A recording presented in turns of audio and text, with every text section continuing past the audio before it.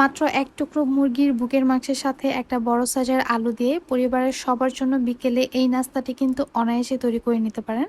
আসসালামু আলাইকুম my friend.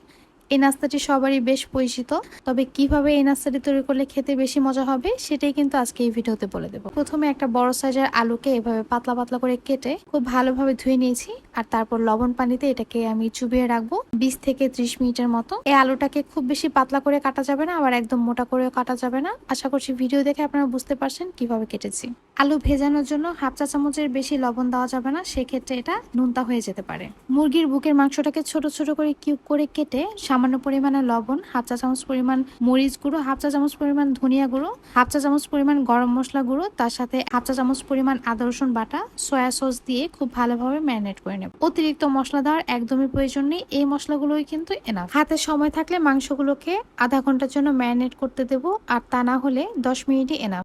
একটি বাটিতে 2 টেবিল চামচ পরিমাণ চালের গুঁড়ার সাথে 3 টেবিল চামচ পরিমাণ ময়দা দিয়ে দিচ্ছি, পরিমাণ মতো লবণ দিয়ে এখন এখানে পানি দিয়ে একটা ব্যাটার তৈরি করে নেব। ব্যাটারটা একটু পাতলা হবে। এই নাস্তাটা তৈরি করার সময় খেয়াল রাখতে হবে আলুটা যাতে অতিরিক্ত ক্রিস্পি না হয়ে যায়। অতিরিক্ত ক্রিস্পি হয়ে গেলে নাস্তাটা খেতে কিন্তু ভালো লাগবে না, আর এই জন্য ব্যাটারটাকে আমি একটু পাতলা করে গুলিয়ে নিয়েছি। আধা ঘন্টা ভিজিয়ে রাখার ফলে আলুটাকে এভাবে ধরলেই কিন্তু এটা খুব ভালোভাবে বেঁকে যাচ্ছে, ভেঙে যাচ্ছে না। এখন আলুগুলোকে নিয়ে আমি এই ব্যাটারের মধ্যে ডিপ করে নেব, আর তারপর টুথপিকের এক অংশ আলুর মধ্যে এভাবে ঢুকিয়ে দেব। এখন মাঝখানে চিকেনের এক টুকরো দিয়ে অপর পাশটা টুথপিক দিয়ে আবার লক করে দেব। এভাবে করে প্রত্যেকটা নাস্তা আমি তৈরি করে নেব।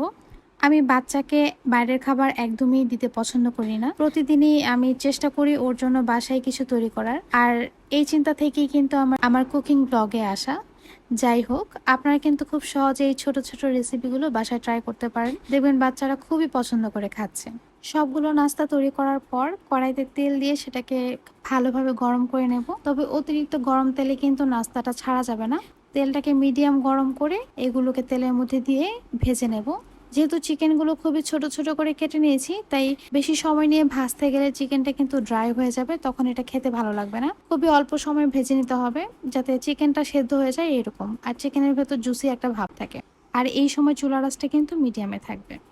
নাস্তাগুলো ভাজা হয়ে গেলে এখন এগুলোকে তুলে আমি একটা টিস্যু পেপারের উপর রেখে প্রথমে তেলটাকে ঝরিয়ে নেব, আর তারপর বাচ্চাদের জন্য সার্ভ করব।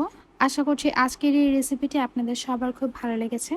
আর আমার রেসিপিগুলো যদি আপনাদের ভালো লেগে থাকে তাহলে প্লিজ আমার চ্যানেলটি সাবস্ক্রাইব করে যাবেন, এবং যারা ফেসবুক থেকে দেখছেন তারা পেজটি ফলো করে পাশে থাকবেন। আজ এই পর্যন্তই, আবার চলে আসবো নতুন কোনো রেসিপি নিয়ে। ততক্ষণ পর্যন্ত সবাই খুব ভালো থাকবেন। আল্লাহ হাফেজ।